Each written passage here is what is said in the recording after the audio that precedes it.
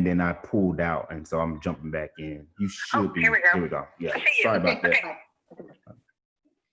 Sorry about that. I was trying to see how I could prevent other people from. There were some attendees that had already joined, and I was trying to prevent them from jumping in while we were getting our lives together. So let me text Indira back. All right, I'm going to mute this and move my laptop to another place, but I'm here. Okay. Okay.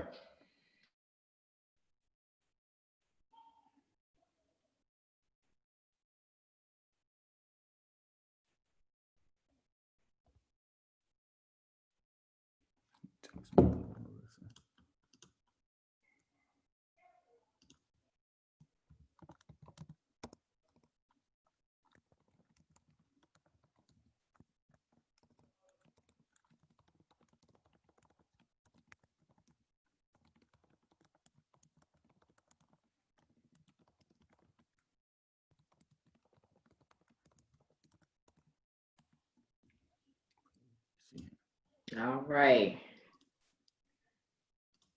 How we doing? Doing well, doing well, doing well. Okay. All right, brother. I am pausing. Answered while we are on the call towards the end. Go back. Trying to find my screen.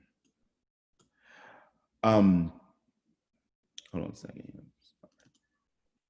Oh, yeah. And then also, while we want to create space where we can have a meaningful, thoughtful, engaging conversation, please, we ask that everyone respect the varying perspectives being presented, both written and verbal, in a way that you would want to be responded to. So I know that the chat function is open and vibrant, but we want to also make sure that we're respecting the opinions of folks that are coming from all parts of the state. All right. With that being said, let's jump in. First question, and it's going to all of the panelists, and we'll start with you, Pam. What has been your biggest learning experience personally or professionally during the past couple of months dealing with COVID-19, especially as it relates to the disparities in public education?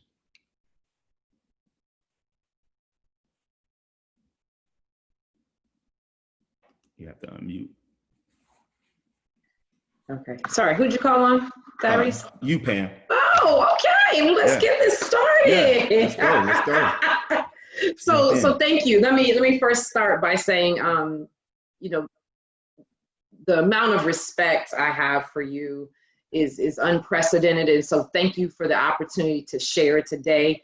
And so everything that I'm going to be sharing, I am speaking from a lens of the experience that you talked about in my background, in a lifetime of serving in marginalized communities. So not necessarily from my experiences with the TDOE. Yeah. And so when I think about what COVID has taught us, particularly about public education, is that there are still folks that are surprised at the disparities that are happening in schools across the country. And I think the second piece to that is it's been an eye-opening experience for parents about how their kids really do behave and their ability to concentrate for extended periods of time, and the amount of work that actually goes into teaching. I think that we are at an important crossroads as educators to, really begin to talk about what is our worth as it pertains to the contributions we make on a daily basis. So I think it's just been an eye-opening experience for just those who are outside of the education community to just really see what it is like for us day to day and how much work goes into it. Thanks so much. Love to hear from you, Dr. Collins.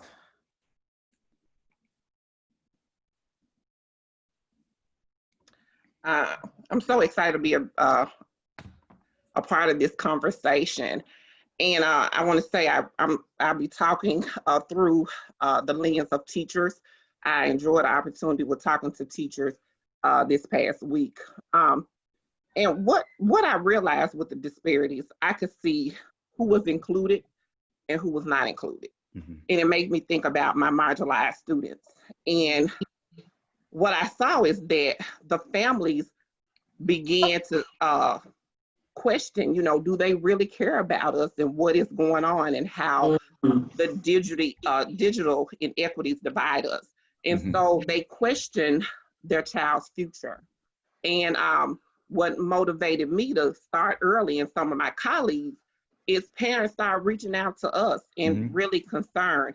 And so there's a disparity of just making sure that our kids can continue to have an education. And so that has been a challenge. Also, we know reliable technology and internet access has been a problem. And I'm surprised that my colleagues had some trouble with internet access, because I realized that 4% of teachers in America do not have access to technology. Thank you for sharing that perspective. And that's actually going to be a part of the topic of conversation tonight. So I'm glad that you've already, identified that early, but definitely want to delve into that a little bit more. Jeannie, love to hear your thoughts and what's been going on with you personally and professionally in this time. Thank you, Darius, and thanks to TECA. Just so thankful to be here for your leadership now. I want to give a special shout out to all the folks listening, whether you're educators or allies of educators. Hoping you're all healthy and safe and surrounded by what you need and the people that are helping you get through this. And so thinking about everybody out there today, quite the ride so far. I think what stuck out to me, Ed Trust partnered last week with Chalkbeat to hold 2 student panels, virtual panels that we had online, and you can find those on Chalkbeat or on our website. But students really validated the things that we are hearing over and over again. And I think really what we talk about disparities at Education Trust all the time, but I think the other thing that I've seen is not just disparities, but variability. I think about variability within schools, across districts in Tennessee.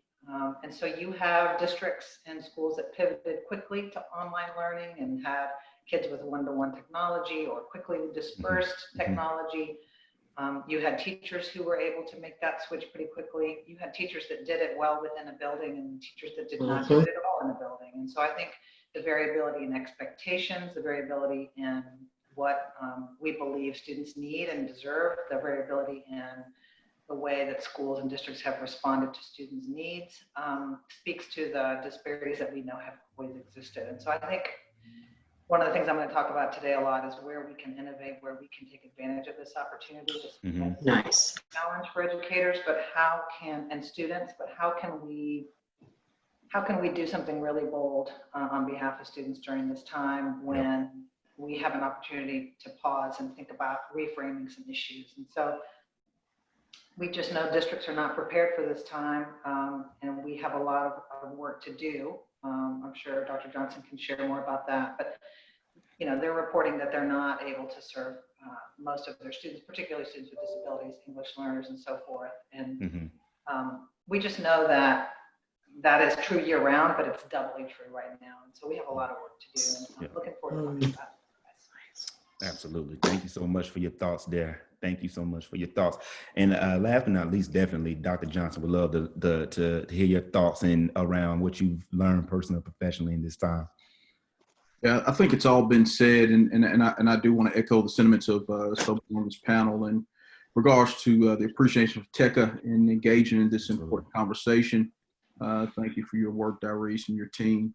I think the thing that has really stuck out to me in regards to the disparities, I would go more if I just add one piece to the variability in home lives and support, and so frequently my emails are from parents that are engaged, and it's been more about, you all tamped down some. The continued learning idea was great the first couple of weeks. Now I'm like worn out working with my child. Frankly speaking, those emails don't concern me as much as the emails that I'm not receiving. And so it's all the parents in the communities or the kids that are in the communities that don't have the at-home support that candidly, and I know we'll talk about learning loss some, but that candidly are going to experience what I call a spummer slide, because you have the summer, and then you got the spring as well. Yep. How we're going to remediate, intervene, assess where the gaps are, how are we adjusting our curriculum guides and our resources for teachers, and getting ready to really support the gaps that have widened. And so the importance of public education, the importance of our teachers and our leaders, our cafeteria workers, and bus driver, all those different elements that so many times you forget, has really just been elevated during this moment. And I think, what's really become really pronounced is the home lives and the support systems and what you see and don't see in so many communities.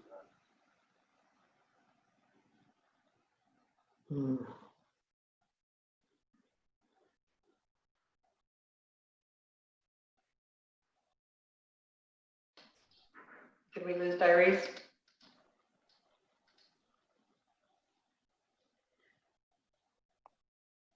Either or he's like real still, and he's real good. Yeah. He looks real still right about now.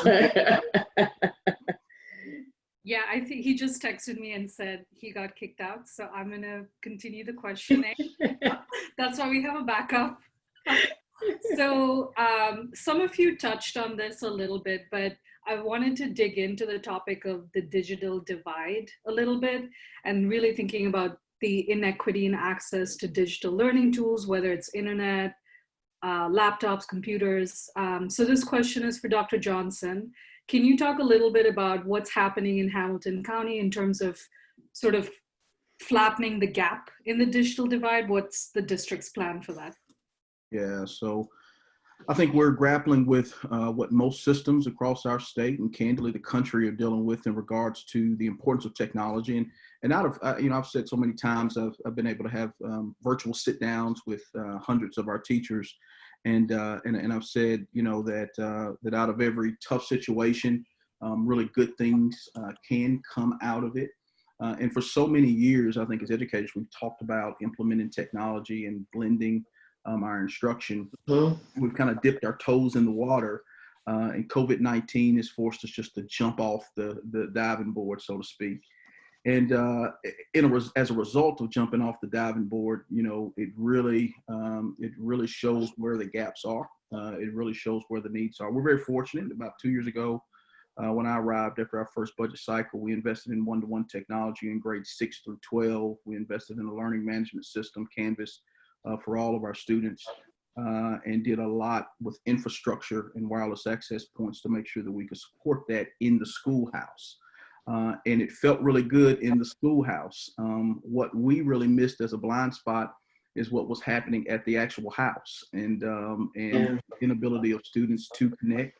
And candidly, what also became pronounced is, our lack of investment at the elementary grade band, in particular grades 3 through 5, and making sure that they had the resources necessary in order to be successful. And so we have, several great community partners and philanthropic organizations. Our local, utility provider, EPB, also has broadband. We're a gig city, and in pretty short order, we stood up about 26 wireless access points for our students to be able to access, hopefully, it was targeted, but hopefully they took advantage of it. What we realized is that it's not really cool for a 15-year-old to be walking with their Chromebook out to the parking lot of place X, Y, or Z, trying to log on. And so we're having accelerated conversation right now how to get it in the house. And so we know that about 1/4 of our students, for whatever reason, don't have access to Wi-Fi. We've been having very intentional, targeted conversations, the CEO of the Electric Power Board and myself, as well as other philanthropic partners, about how we go about really increasing access to Wi-Fi. And additionally, looking at using some of our funding to really invest in the elementary grade band, which is something that we really, frankly, haven't done. We did immediately within the first week purchase some additional insurance for our elementary schools, and some cultural conversations with our elementary school leaders about, okay, those devices aren't going to do any good locked away in storage room B until kids come back whenever. Like, we're going to buy you some more insurance, and if the device gets broke, we'll replace it, get it to kids. And so we quickly began distributing all the resources we had in-house. But we've got a lot of work to do to really focus on the elementary grade band and also Wi-Fi access. And the other thing I won't even touch with the digital divide, as was mentioned, is just supporting teachers. It's a learning curve for many, many teachers, and how do we leverage that technology to enhance and improve and really redefine learning for students. And so a lot of work to do to really close that gap. Yeah, well said. Thank you so much, Dr. Johnson. I apologize, everybody. What I feared might have happened, it just got briefly bumped out, but we're back in. I won't share my screen, so I'll just be reading questions, and we'll just continue the conversation going as we see fit. Thanks, Indira, for jumping in. And I think, to your points, Dr. Johnson, in a district where this urban, suburban, rural, and just being thoughtful and the intentionality around, like, how do we address these challenges? And you kind of dovetail into the next point of the question that I'm going to actually lead towards Dr. Collins. Again, some of those points that you mentioned, like 1 out of 10% of the Tennesseans don't have adequate or access to internet at all. So that's 1 out of every 600,000 person who just doesn't have access to the internet. And so, Dr. Collins, from your perspective as a teacher, what challenges have you seen presented in making the shift to digital instruction, and what successes, if any, and then on the back end of that, are there any recommendations that you would provide to colleagues and people across the state who are grappling with this? There really have been a lot of challenges, a lot of learning curves, and as Dr. Johnson mentioned, we have to worry about not only the summer learning curve, but also the COVID slide now, because the kids they're going to miss 50 days of school. And so a lot of teachers, we just feel like we were disrupted. It's just not fair that we don't really get to teach the curriculum. And so there's going to be some missing gaps. Digital literacy is a concern, because some kids and teachers, it's like starting school and teaching all over again, right? Yeah. Mm-hmm. And so there's been a disconnect in trying to see which platform will work and which will not work effectively. I went straight to Zoom, but there were we had some safeguard issues there. And so then I had to rely on Teams. And so I was just always relearning things. And a lot of my colleagues feel that way as well. Then saying that kids don't have digital devices or access to the internet. And so you want to connect to those students, but you can't connect to all of them. So you're losing them in some ways. But I also began to learn their narratives, which was so important. Hearing their voices loud and clear, and having to make those adjustments, and where the parents are now the teachers, like Dr. Johnson stated, he has to now teach his kids. And so that's not fair to the parents, but they are the backbones of the work. And so there's a challenge. You don't know if they're doing it effectively or not, right? And so teachers are always monitoring and adjusting and trying to find new ways, and it becomes, you get burned out, right? And so the morale sometimes is low. And some of my colleagues were constantly saying, hey, stay in there. You can do this. We're doing it for the children. And a lot of teachers had fears, like as we had to think about other mediums, filming ourselves on YouTube and posting Facebook Lives and open ourselves up more directly to the families in the community. So you worried about being judged. So teachers, if you out there and you hear me, you are not failing. You fail when you quit. And so we have really showed that we are stronger together. Yeah. And another challenge is we're doing the technical work. I feel like I'm troubleshooting. And it's complicated. And I have to do trial and error and try to work with families and say, hey, what does it look like on your end? Because I really don't know, right? But now there's some successes. what I realize is that we're being more creative and innovative. School systems are doing a phenomenal job. Like I see right here in Memphis, making videos, doing parades, inviting in other community leaders to help lead their class. And I'm glad that I'm a global leader because I've had some of my global friends teach my class. For instance, somebody from South Africa read a fable.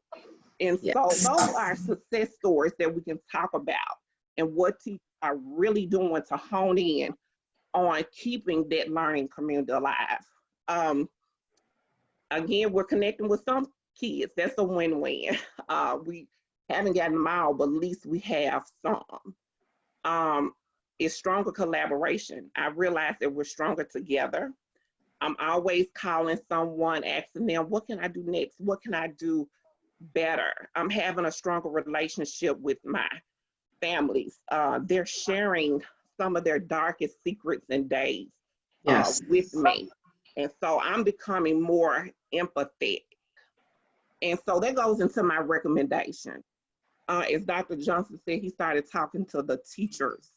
I think it's time for teachers to lead and not the technology. We have prepared teachers to do the work. TECA is training teachers. SCORE has trained teachers. And so if we're going to reimagine education, I would be remiss if I didn't say this as a teacher leader. I'd rather see a bottom-up approach than a top-down approach. We have to have a partnership. We have to really believe in teacher and student agency. As Michelle Obama says, everybody has a story. Don't be afraid to share your story. The teachers are in the trenches, on the front line. We're talking to these families. We know the stories. It's hard for a superintendent. Dr. Johnson, I love you. I really know you just mentioned, but it's hard for you to form those relationships with those families as the teachers can directly impact it. We know what's going on. We know what they don't have, and we can communicate that effectively to you guys. So please value our voice. Nice. Well said, Sarah. Well said. Dr. Collins, you're getting a lot of love in the chat too, by the way. People amening and kudos, and they're not even glad. If they had service this evening, they might not be going because you getting the word on tonight. I think that's a perfect transition to our next topic of conversation. We want to focus now on this ideal around recovery from loss of time and learning. And particularly just thinking about, just for context, we know COVID-19 has affected communities across this country, but particularly most vulnerable populations, which are normally communities of color, and particularly in the South, we have taken a pounding. Most of the deaths have been among Black and brown people here in the South. And so as we're looking to transition back to school and we're thinking about recovering from the loss of time and learning, Jeannie, I want to go with you, start here with you on this question. How can we move forward in supporting our most vulnerable and academically short student populations so that they are not further behind as a result to the loss of learning that they've experienced? Yeah, I'm happy to talk about that. I think that educators now in schools and school leaders are going to have to use every single tool in the toolbox, and they're going to have to pull out the greatest hits, the things that have really had the greatest impact, and really focus on those. And there's a lot of interesting ideas out there now about to really help students upon returning. And one of those I think that's interesting is to think about looping and bridging kids. And what I mean by looping is you're a third grader returning and your third grade teacher moving up to fourth grade and being with you for another year. So you have that continuity and that relationship that you didn't get that closure on. Or bridging, where you have perhaps blended classrooms with second and third graders or third and fourth graders. It doesn't work for every kid or for every teacher, but I think this is where we have to get really creative. I think we have to think about learning time. I know that budgets are going to be really tight and really tough, and extra time costs extra money. But if we could extend summers, extend days, extend remediation after school for kids that need it most, I think that's a really important tool. We have got to do a better job of engaging families and making sure they understand all of the ways that they can support learning and that we can support them. And I think we have to focus on maintaining a high quality, diverse teacher workforce, particularly teachers of color who we're going to need more than ever to support these students and make sure we are doing a really good job with that. I think we have to make sure we preserve all of our social emotional staff, our counselors, social workers, restorative justice folks. We have to make sure staff are trauma informed, trained for students coming back from lots of trauma. And then I think about our seniors who are going to leave and maybe missed out on some really important elements, taking the ACT over, prepping for the FAFSA and for applications for scholarships, didn't have access to the supports they needed. How can we make sure that doesn't happen again for next year's seniors? And then the last thing I'll say is we have to get really good about finding a screener assessment to figure out where kids are when they come back. Not a high stakes accountability type of assessment, but what are kids and their learning? What ground have they lost? What ground have they gained? And then help teachers use that data to get the ball moving as quickly as possible. And so I think it's really important that we are laser focused on first and foremost how our kids are doing emotionally and creating an environment where they feel safe, and then we dig in on instruction as fast as we can. Gina, I so appreciate that response, and I'm sure many people on this call do too as well. Thoughtful, well-spoken, solutions-oriented perspective. Pam, I would love for you to build on just from your experience and what you have brought from your years in the field. And now you are a staple in the state of Tennessee. As from what your vantage point and what you're seeing, what does it look like to you, and what are your thoughts behind of supporting our most vulnerable, academically struggling students in the state? Right. So Gina, I totally, just what Gina said resonated with me, and so many of the notes and points that I had been thinking about, and I want to back up a little bit and just say that Black and Brown communities have been living through an endemic for years. We have been experiencing food deserts. We have been battling the prison industrial complex, access to quality health care. So much of what we are seeing now is in this pandemic for us is the result of the endemic that we have been living through. COVID-19 for our children is just re-traumatizing them. This is a secondary traumatization for them. And so as we look at, how do we support our most marginalized populations and communities as they re-enter our school, I would, as opposed to the thought of recovering, I think that puts an immense amount of pressure on us. And we too have been through something. That 82,000 people lost, at some point, someone on this call has been touched by that. So what I would offer is that this is an opportunity for us to prepare for a technologically, globally advanced student, a student who is a full option young person. And so I just want to, offer up two strategies, and one of them will piggyback on Gina's, but the first one does. And so it's the idea of a high quality baseline assessment that provides a full academic picture. This is not looped in to teacher evaluation. This is truly about what the student knows. And we approach that from a strengths-based perspective, not a deficiency lens.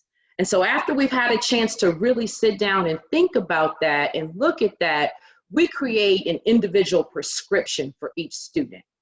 And so if we treat this like the medical emergency that it is, we will be able to address it with that mindset.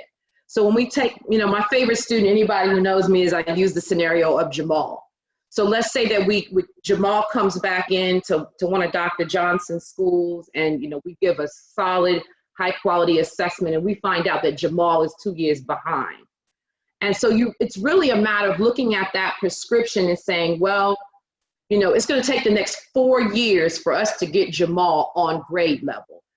So I, as the teacher, need to ensure that I'm working so that Jamal makes 1.5 years of growth. And if Jamal makes that 1.5 every year for the next 4 years, then he will be on grade level. And so attacking the idea of the result of lost learning isn't going to happen overnight. And I want us to just be very cognizant as leaders and education champions that we are not putting an unfair burden on our teachers to expect them to step in and fill the gap for such a substantial amount of time. And then super quickly, the second piece is just making sure that when we're having these conversations about the loss of learning, I would offer that perhaps we start to move away from the idea of the achievement gap because of what that does. And that puts our young people, and particularly our marginalized students, again, we're looking at it through a deficit model of thinking. And perhaps we look at it as a receivement gap. So focusing on the educational journey that they're going to have. So what's the input instead of the output? And so then we can really plan strategically. The whole idea of the receivement gap is based on a body of research by Dr. Chambers out of Texas A&M University. So if anybody is super interested in that piece, look that up. But using that culturally responsive lessons to engage students. And so when we're planning their learning, this is a prime opportunity to fully engage them and bring instructional materials to the table that will allow them to see themselves as triumphant, and picking text and saying, so this is a particular character in the text. How do you see yourself like that? So our text-to-text connections are real. Using examples that, you're sitting in math class and show the young people Imhotep. This is the architect of pyramids, considered the father of math. How are you like this person? And so it's really an opportunity to get them to receive information so that they can begin to move forward. Thank you so much. We appreciate your candid response there, Pam. And just for clarification, it's Jeannie. Sorry, Jean. Sorry, I said Jeannie. Yeah. I love it. No, sorry. Thank you, brother. I appreciate that. Absolutely. So want to push in here a little bit. Obviously, in some regards, many people are thinking that we're at ground zero right now. We have an opportunity here to reimagine what education should look like. So as we look to reimagine school across this state, and as students enter schools in the fall, what should the focus be so we ensure that it is equity centered and it supports and serves all of our children as they re-enter school in the fall? And I want to direct that question to you, Dr. Collins, as you're going to be re-entering a classroom on somebody's campus this fall as a teacher. What does that need to look like in order for you to be able to do your job?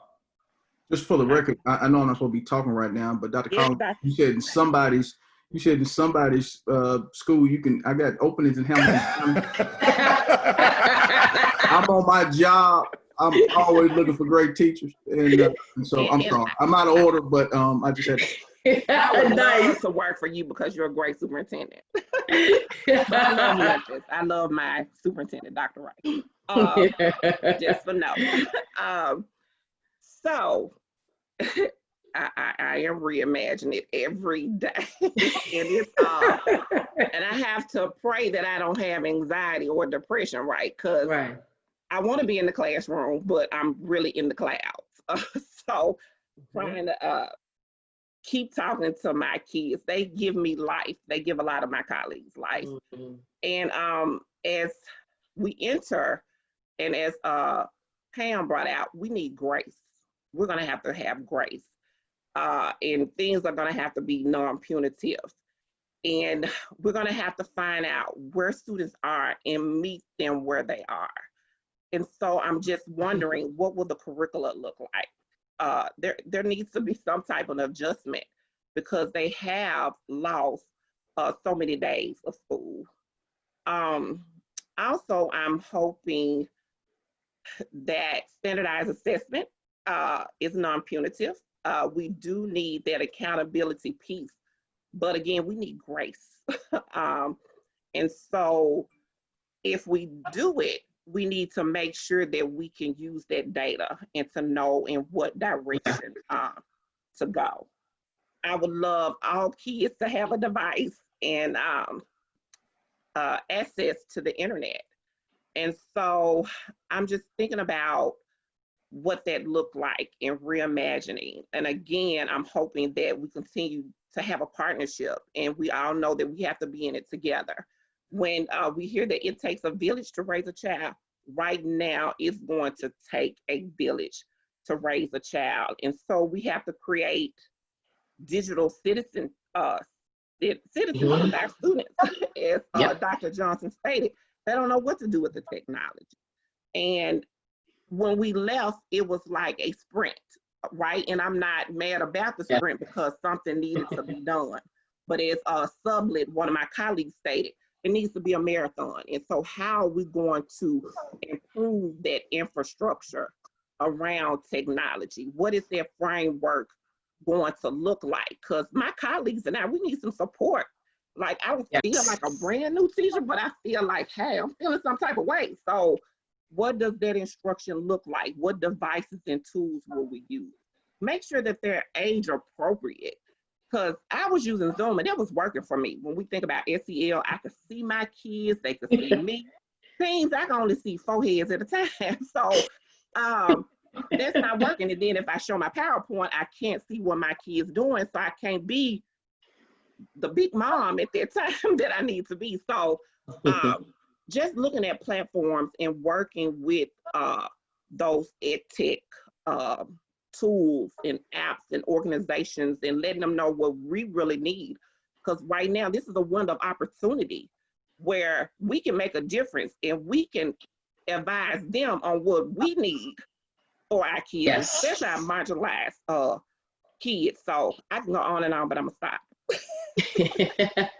We appreciate you engaging in that response, and I mean, there's also comments going on too as well, and people saying that teachers have been feeling unsupported in this process, and Grace is at the top of folks' lists as they get ready to transition back. We do need to transition to another topic, but before we do, Dr. Johnson, I would love to.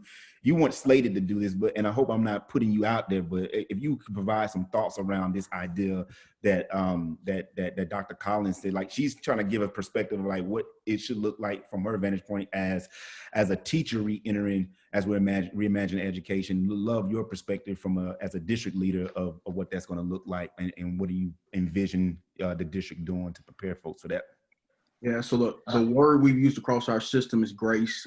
We were able to partner with PBS and we did a whole session on grace for a full hour. And grace for parents, grace for teachers, for leaders, grace for students.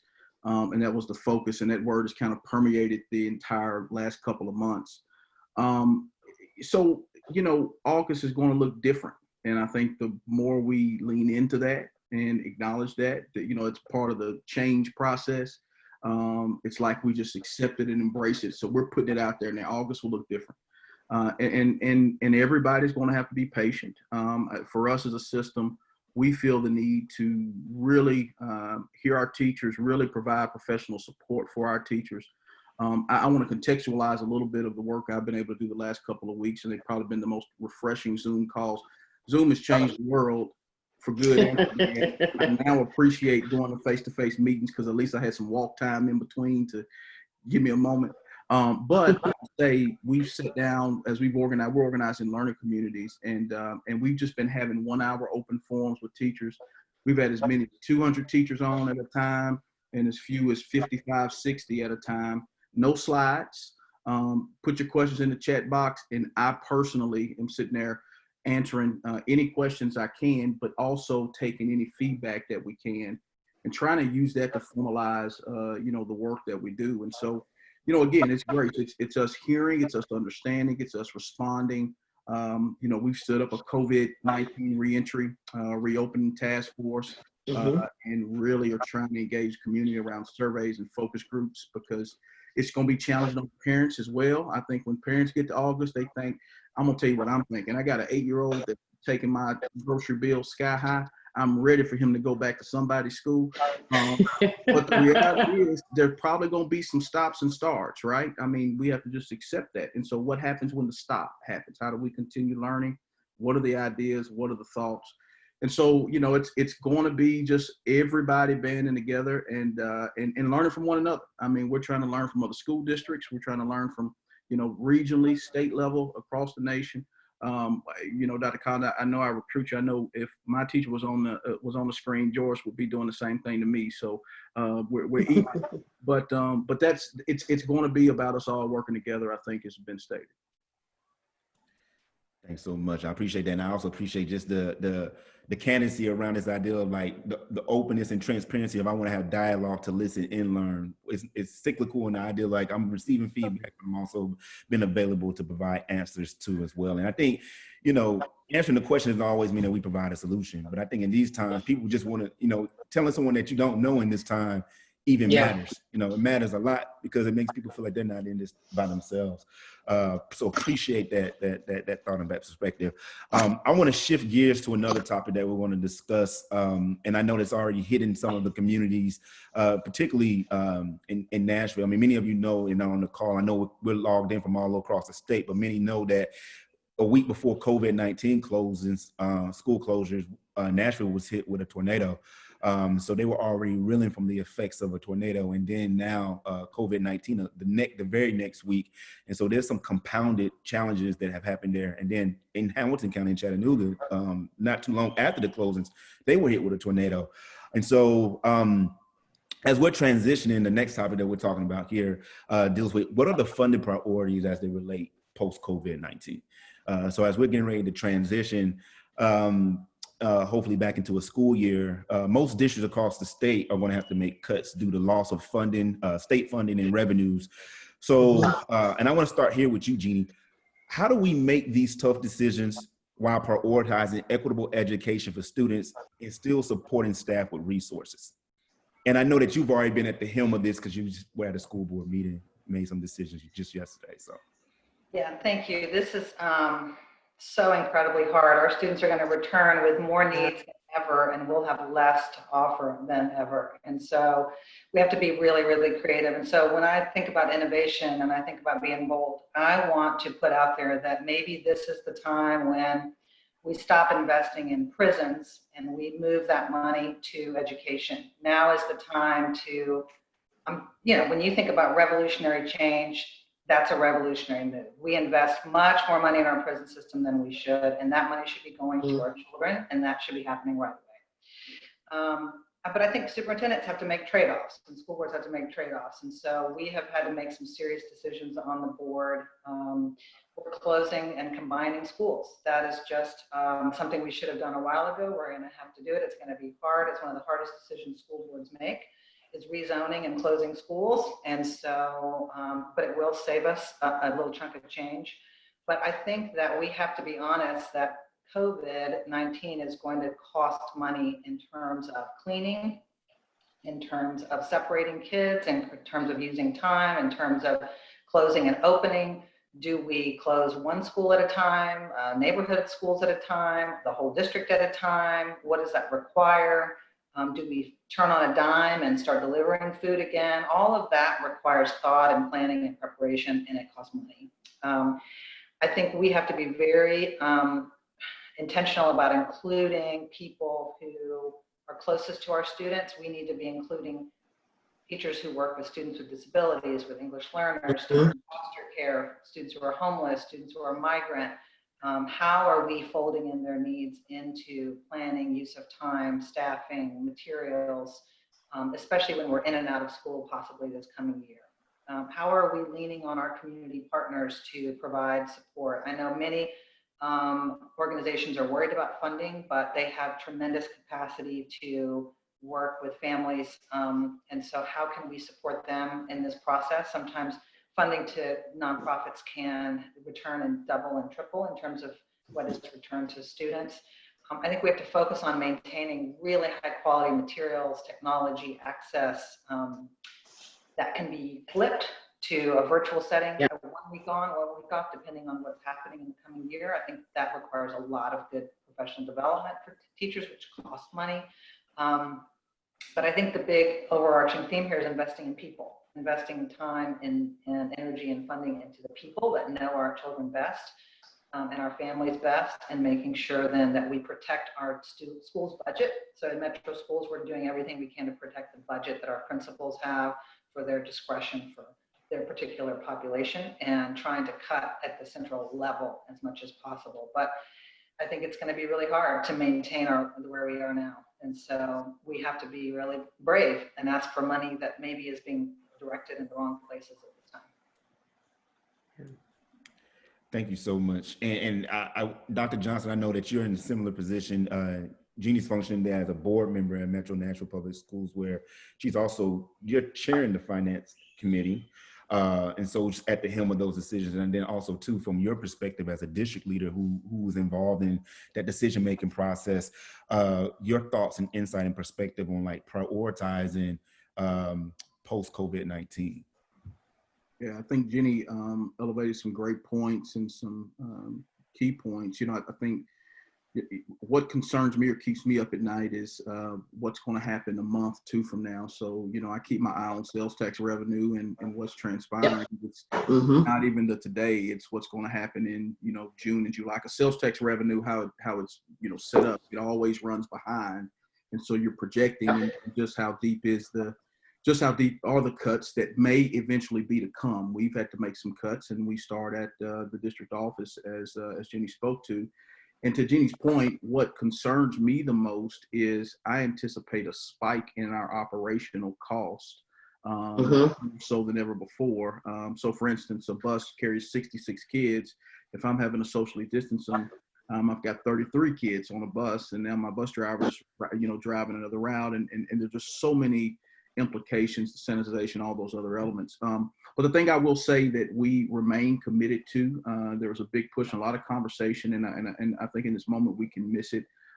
There started to become a bit of a push when we start to talk about literacy and our investment in high quality instructional materials, and frankly, all of the resources teachers need.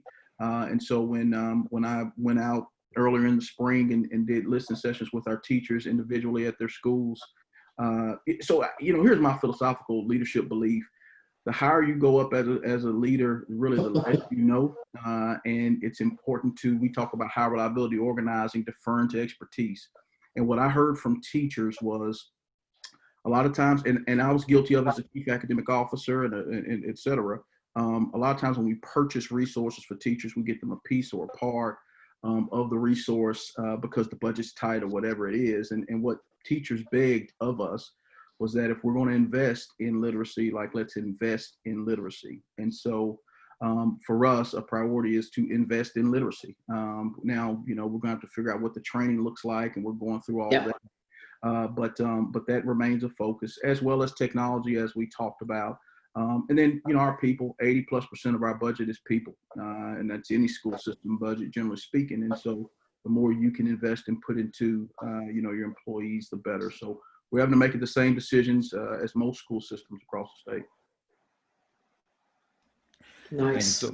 Thank you so much for sharing. And I want to encourage attendees. We are going to get to a section here in probably about 20 minutes or so where we want to answer your questions. I see a couple people adding questions to the question and answer feature. Please continue to add your questions there. We want to make sure that we make space and time to be able to tend to those. And so as you see questions, or we're going through some of these sections and topics that are popping up, and you have a question that you want to address, please make sure that you put it in the Q&A feature. Yeah, I mean, I applaud folks who are at the epicenter of some of these decisions that need to be made, but I also applaud folks for taking into consideration the communities and the voice from the community to be able to make some of these decisions. We know that they're not going to be easy because in most cases it's going to involve, anytime you think about some form of cut, it's always people-centered. It's always involving people in some capacity.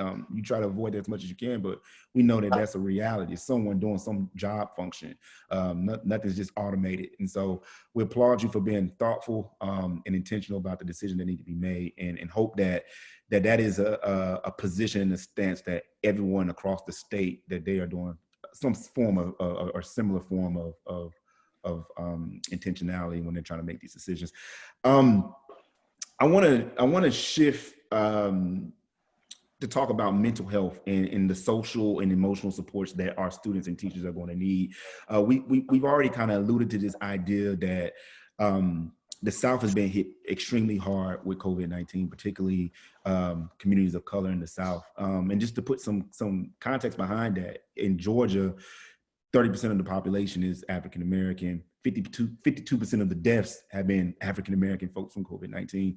Similarly, in Louisiana, 55% of the deaths have been African American. North Carolina, 22% of the population African American. Over 10% of that population, or representation of 10% of that population, have been deaths of African American folks in North Carolina. And so we know that this is a challenge, and it's going to cause some trauma. It's going to cause some.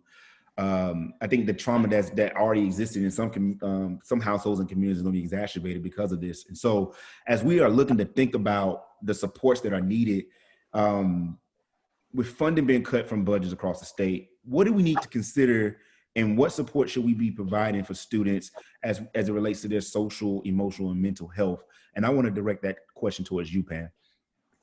Okay, so when I think about the supports and structures that we need to provide for students, you know, it is definitely going to be focused around, you know, the idea of getting psychologists and our counselors and our social workers into our schools. And so, you know, and I'm as, you know, concerned about our teachers, but I have the thought that within our schools, we form intentional communities. And the idea of an intentional community is that everyone wraps their hands around these students. And we look at our systems and structures, policies and procedures to make sure that they are supporting the students. We're reaching out to our bishops and our pastors. We're using members of the Panhandle Association and their vast skills to be able to support our students, because you know they're going to show up differently. And so what is happening in terms of the effects that trauma has on the brain is that we have to be prepared for outbursts and for acts of aggression. And are we being equity centered in how we respond to that? And so super, you know, is the idea of making sure we give our students space to express themselves, in that we begin to, you know, that we build on this idea of, you know, we've been teaching you, you know, how to move and navigate in these spaces, but now we're layering, you know, another trauma on top of that. And how are we teaching you to really express that, and to express it in a way that builds us forward? And how are we creating safe languages and norming for our staffs around what our students are experiencing? And so for those who live outside of the communities that they serve, you know, I would invite you to really try to see it from the lens of the community that is experiencing it. So almost step outside of how you've experienced COVID and try to see it, you know, from the vantage point of your students and your parents that are there serving.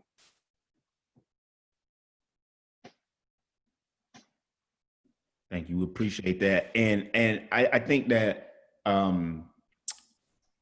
similar to that, you know, obviously, you know, we're talking about supports that our students need, but Dr. Collins, I'd also love for you to chime in here and just provide some ideas and context around what are you as an educator, and what are your thoughts around what other educators across the state are going to need to be able to feel supported as it relates to their social, emotional, and their mental health? Yes, as Pam stated, the children world is going to be different. And we're going to have to be empathetic and compassionate with our vulnerable students, because we don't know what they're dealing with at home. Domestic violence is going up. Mental health will be an issue, and we're going to have to identify those issues early and give them intervention early. And we can't wait. And so I envision that we will have to do more with our kids. More morning meetings, we are going to need them. We're going to have a conversation with our kids and our families to see what they're going through, hear their narrative, and do what we can best to understand it. Also, when it comes to teachers and students in America, a lot of us are feeling isolated and alone. And so we're all going through some type of trauma, and eventually it may impact us all personal in different ways.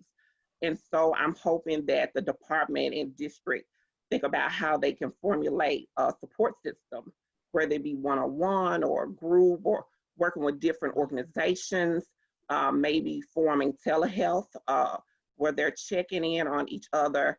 We're really going to have to be a community here. And I'm just hoping that we can get it right and really work with our students and our families to make sure that they, their social and emotional well-being is supported. Yeah. If I could add and build on that, Sarah, I so appreciate that.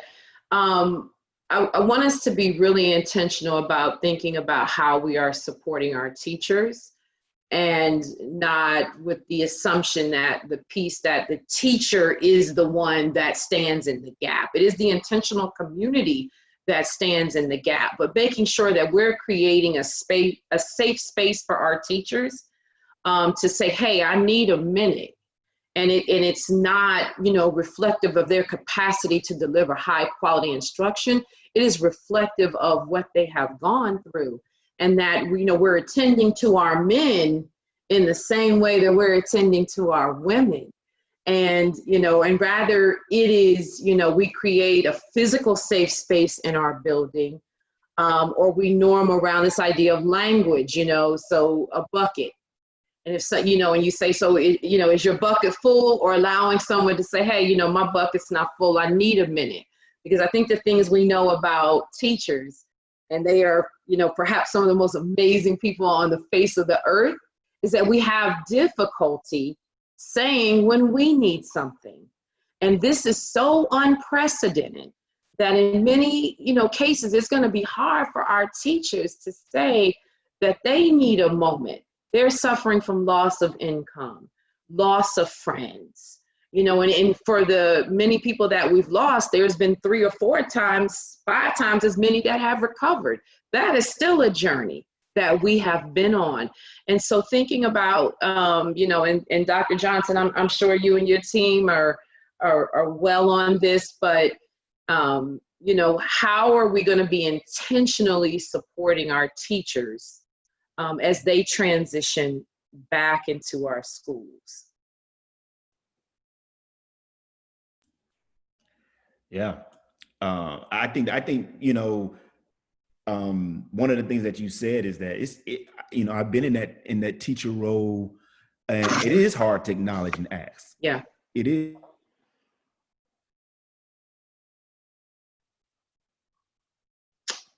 Did Dyrese freeze, or is he thinking? It's Michael Jackson. He's got bruise, man.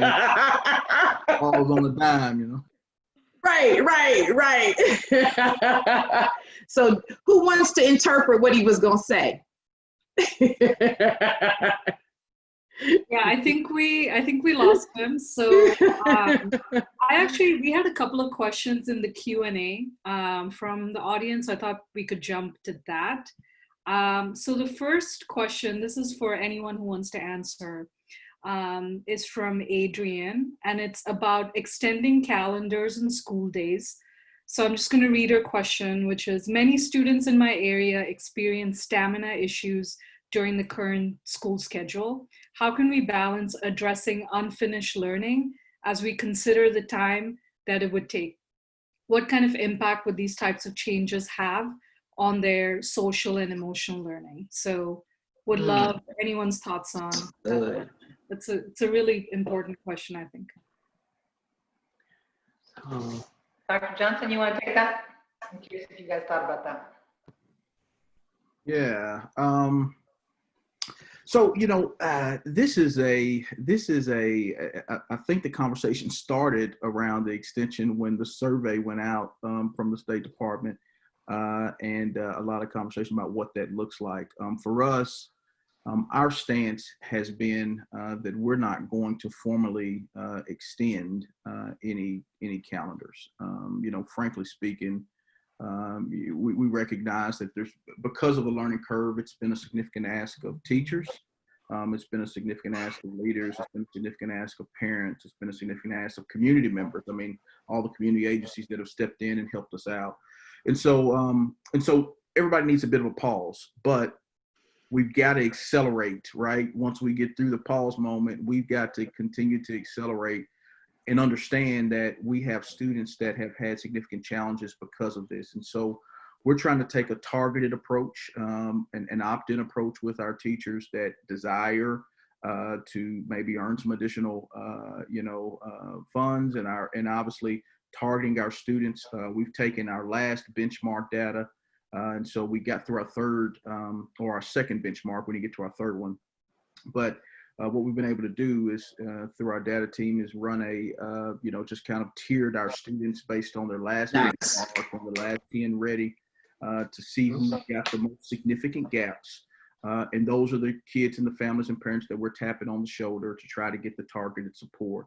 And so we'll take that approach. The other thing we're going to do is we're in the process of standing up a pre-assessment that we're going to ask parents to deploy prior to students coming back to identify where the gaps are so that we can continue to make modifications and customizations to our curriculum guides, because that's what we're hearing as we have conversations with teachers. It's how do I get, Johnny caught up, and so, I think it's going to take, what concerns me some is that, and it's been said earlier, is that we're just trying to, we're trying to ram this thing forward like it's going to happen overnight.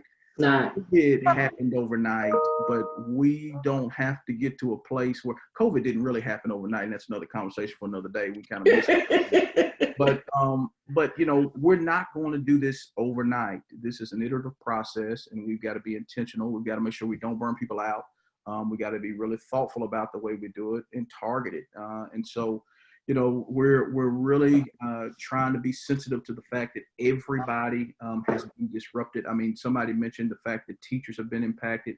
We've had to go back and look at policy and change policy because I've had teachers email and say, "Hey, Dr. Johnson, my husband, my spouse lost a job. Our policy has read that, you can't do certain types of things outside of the work hours.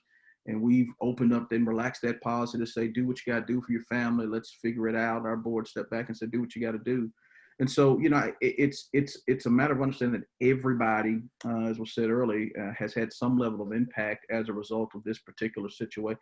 And for us, similar to Nashville and other communities, we had a tornado come on top of it. And so we literally have people that are living in rental homes and hotels and other places. So it's having a sensitivity to the culture. Last thing I'll say, and I try not to do a whole lot of quoting, on these conversations, but Peter Drucker says this: that culture eats strategy for breakfast. And so my fear always is that our strategy is much bigger and bolder than the culture we've established.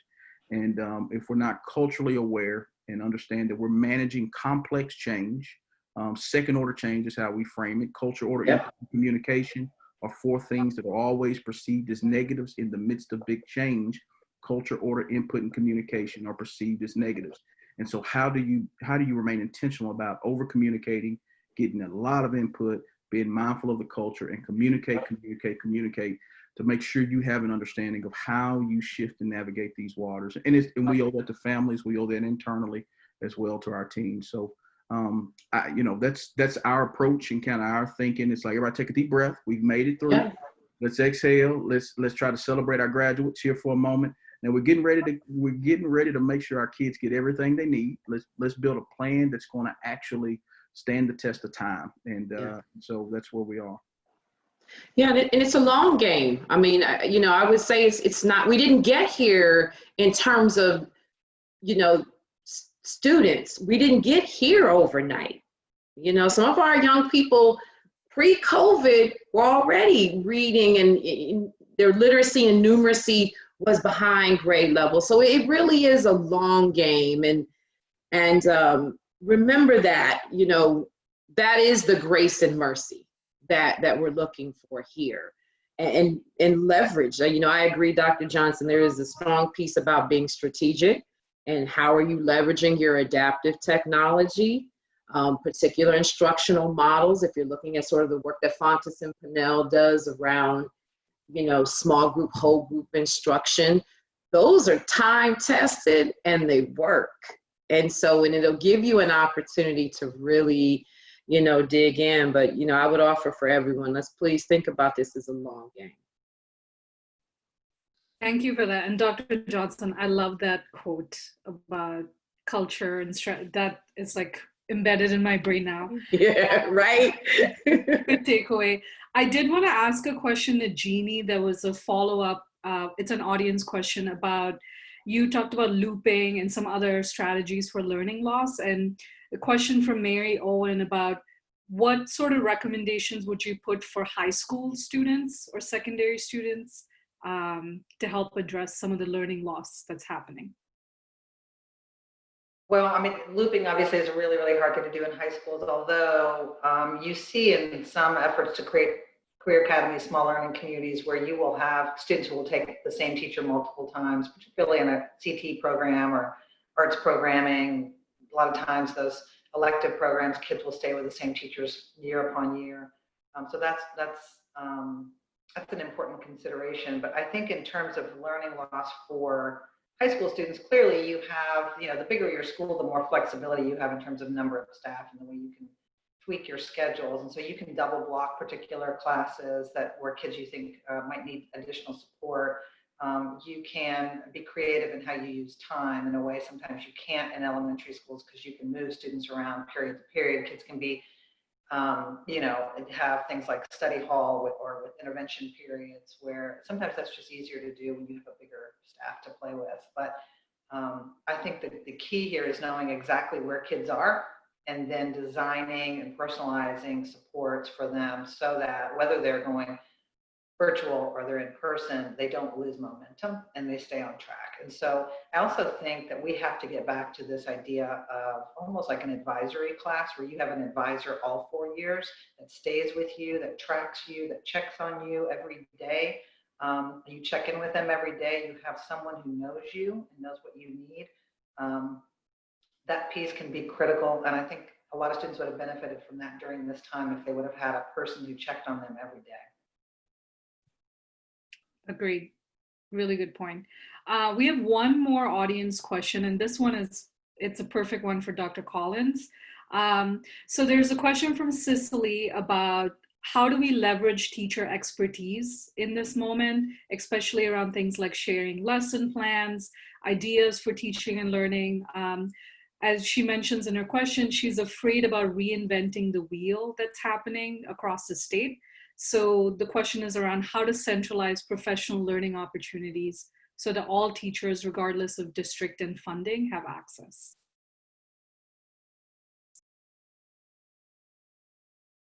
Great question, Cicely. And I love Cicely, by the way. Yes, so we don't want to reinvent the wheel, and we want to be able to use our teachers as experts and appreciate and value them.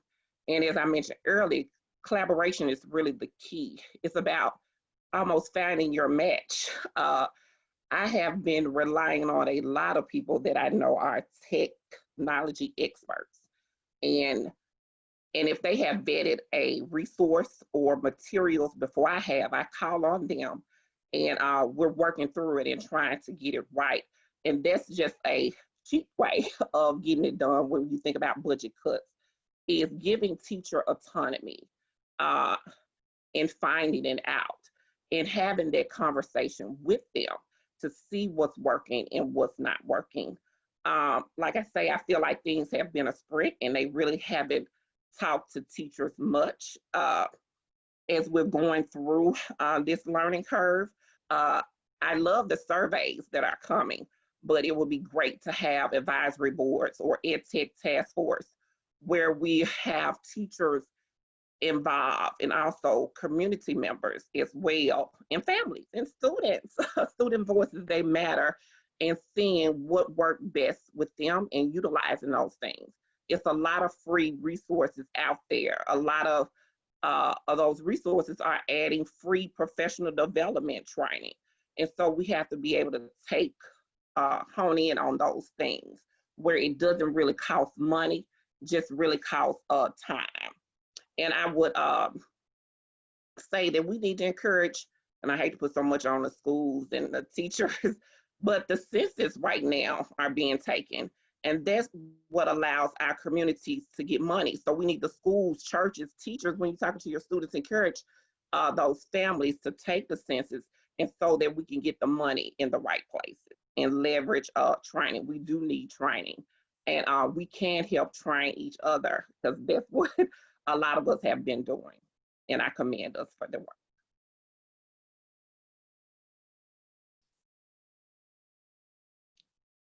We got one more audience question that came in. Thank you, Dr. Collins, for that response. This is an anonymous attendee, but how will retention be addressed for those students who were already behind in early elementary schools? I think twofold. Dr. Johnson feels like this could be a good answer from a district perspective. And then Pam, if you want to chime in on the back end and give just a perspective from your vantage point. Yeah, so your retention is obviously this time of the year usually is a normal retention conversation. We really work with our school leaders and entrusted our school leaders in working with their teams and trying to be really, really thoughtful about what it is we're doing right now. Obviously, the adverse impact of not having direct instruction and those opportunities creates and has created a challenge for students. And so we're really trying to work with all of our families, all of our students, and really elevate the conversation about, when you hold that student back, what is that we're really doing? And have we really evaluated, all the students' progress, and do we really have an understanding? What conversations have we had prior to, how have we looked at all the data and really made an informed decision around the direction? And frankly speaking, sitting in my seat as these conversations have transpired, I can usually tell if we've got an issue if I start receiving some emails or calls or some bubbling, and as as of yet today, that's not the case. And so our school leaders have done a really good job in working with teachers and working with personnel to make decisions that again goes back to that grace word, but then also is really intentional about identifying gaps so that we have an intensive plan of support to get students where they need to be. Thanks, Dr. Johnson. Okay. And so I would build on that by saying, once you have the data, consider going to Achieve the Core, and they have what's called a coherence map. And you will be able to specifically identify, from your data, where is the student? And it literally gives you a map to how to get the student onto grade level faster. And so it looks, like a really crazy spider web. And I see, saw where Melissa is just, nodding her head. I'm sorry, Dr. Collins is nodding her head. But, think about, using something like that for students that are behind. And there are an amazing group of super intelligent people at the Tennessee Department of Education who have a wealth of resources. So please reach out and use us and allow us to help you, close these skill gaps and to be in a place so the students can receive, the information that they need. But as a teacher, I used, Achieve the Core, and, did, multiple, was able to cover multiple skills and get students there faster. Thanks, Pam. We appreciate you. We want to transition. We do want to touch base on one more topic before we close out here for the evening. I know we're closing in on time, but I want to direct this last question to Jeannie. And it relates to resources for families and communities. How has your community come together to support and provide resources to families? And also, what needs to exist to ensure that we're getting resources equitably to communities and families as we go through this time? So I'll start by saying that the solutions don't lie just in schools. schools have forever been the place where every child's problem was supposed to be solved at the school, and or every challenge that a child faces, right? And so I think we have to be, and I think we've done a fairly good job in Nashville of connecting the dots between the health department, social services, housing. I think we need to start looping in our childcare providers, early learning providers. All of these different sectors play a role in what makes a child, be fully whole and successful in all that they do. I think that the district has done a pretty good job of communicating with families. I think it is eternally hard to reach families who don't speak English, especially if they're not speaking one of the dominant languages, Spanish or Arabic or Kurdish. I think it's really hard for them for us to get to them and let them know what the resources are. I think that we have to use community partners, community leaders to do a lot of that. But we have had really good response in terms of delivering food. We've even done home delivery of food for hometown students. We have had churches and nonprofits provide books when there is food drop-off. So we've been giving out books. We've been giving out diapers. We've been offering a lot. We have, helplines, hotlines for students, for staff, for families, for mental health issues, which I think is huge. But I want to draw attention to one other thing that I think, if I'm going to put my advocate hat on here, the second stimulus plan allowed for states to opt into what's called a pandemic EBT card. If a family has an EBT card for food, supplemental food, in the summer, that EBT card gets additional dollars put on it because children are not in school, and so families get extra dollars to buy food in the summer. Well, Congress passed an pandemic EBT card, meaning families can get additional dollars on that card for every day for every child. But the states have to opt in. Tennessee has not opted in yet. And so we know families cannot get to school for breakfast or lunch or dinner and picking up meals. It's just really hard. If they could just take that EBT card to their local grocery store and simplify that process. And so the Department of Human Services and the Department of Education are supposed to be working in tandem on getting that application submitted to the U.S. Department of Ed, or actually it's U.S. Department of Agriculture.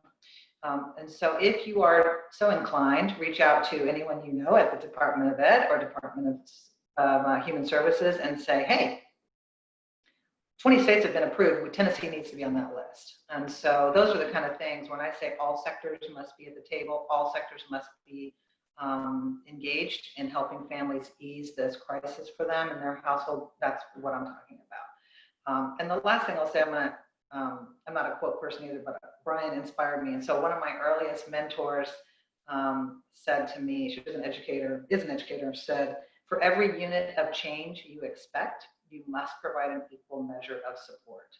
And so if we are expecting students to learn online, if we're expecting families to help students learn online, if we're expecting teachers to teach online, we must provide an equal measure of support. And I know that's really hard to do, but we have to figure out a better way to do that. So I'll leave it there. Thank you so much. We appreciate you. And I know this is probably the not even the tip of the iceberg of this conversation. We could probably have another 30 minutes, hour conversation around some of these things and delve deeper. But we want to just say, especially our team here at TECA, just thank you all panelists for being present, being engaged. Thank you for your leadership across the state. I think these are you are the voices that need to be elevated in this conversation with communities that I know that I'm near and dear to and the byproduct of that have been hit the hardest. It's refreshing to have a conversation with leaders from different parts of the state that also reflect those backgrounds of those communities. So we appreciate your leadership. And we know that, we got a lot of work to do, and it's good. And even in this space of within an hour and 30 minutes, we created space where it doesn't seem like we're doing it in isolation. There's a familial community vibe that's here. And so a lot of appreciation and love. Before we go, I want to just leave our attendees with some insight and perspective, some things that TECA has going on, upcoming. In the midst of all of this, we also got to acknowledge that districts are still hiring. Dr. Johnson even alluded to it early. My role worked formerly as a director of recruitment for education prep provider, national teacher residency, and many college graduates who are bound and set to walk across the stage. Many of them would have participated in career fairs this spring. They would have done the district career fairs, or they would have had districts coming to their schools for career fairs, and many people have not had a chance to engage in that. We have human resource and talent leaders across the state, from Clarksville's district, Hamilton County, MNPS, are going to be in a workshop on Friday. So if you know anybody who is a recent college graduate, early career teacher, or maybe somebody who's looking to change careers, or if you're a vet and you just want to get some sharpen the saw a little bit, we are having a workshop that's centered around resume development, interview preparatory questions, and then netiquette. Most of these districts are doing their interviews via Zoom or some type of digital platform, and that's normally not the way I would imagine many of us, when we were teaching or going for jobs and teaching, probably wasn't the way that we engaged in that interview. We were going physically into a space, and so we're bringing district leaders across the state and in different divisions of the state who are actually working in human resource and talent capacities to be able to shed light on those three areas and prepare folks for job opportunities, or be prepared to engage in job opportunities as districts are continuing to hire. Additionally, from there, that's this Friday at 10 a.m. All of these events can be registered on our website, www.tneca.org. Just click on the events tab and find the event, and you can register. And then the other event is it's a wind down. We normally do networking sessions, and it's kind of a version of a happy hour, but it's a way to build community and bring people together. We are doing a session next Thursday on the 21st at 5:30, but we're focusing on addressing mental health and self-care practices. So we have Dr. Kevin Haggard, who is also a TECA board member, but a longtime social worker and therapist in Middle Tennessee, who's worked with the district and has worked in other entities in education. He'll be hosting a session with Tierra Faison, who's a therapist who actually runs a mental health TV show in Atlanta. They'll be co-hosting that event, and we'll be, if you don't drink wine, feel free to bring your glass of water or something, your drink of choice, but bring something with you. Come to relax, build community, but also learn from experts in the space of how we can better take care of ourselves and also prepare for this transition back in the school year. Last but not least, I would encourage everybody to continue to engage with TECA. We have a membership space. Please join. Membership is free.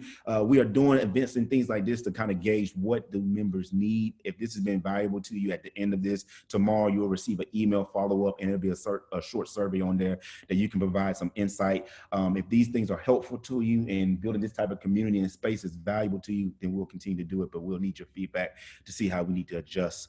And outside of that, we want to thank everybody for your voice. Thank you for listening. Thank you for attending. We appreciate you. And until the next event, we bid you farewell. Stay healthy, stay safe, and lots of love.